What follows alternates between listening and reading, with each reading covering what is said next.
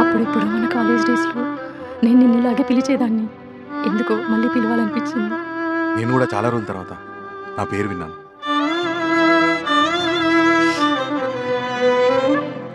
చరిత్రలో పేరు రాసుకోవడం చాలా సులువు సూర్య. ఎందుకంటే చరిత్ర మంచి చేసిన రాముణ్ణి, చెడ్డవాడైన రావణుణ్ణి ఇద్దరిని గుర్తుపెట్టుకుంది. కానీ ఆ చరిత్రలో మన పేజీ ఎలా ఉండాలో మన చేతుల్లోనే ఉంటుంది. రాముడా, రావణుడా, ఆలోచించు.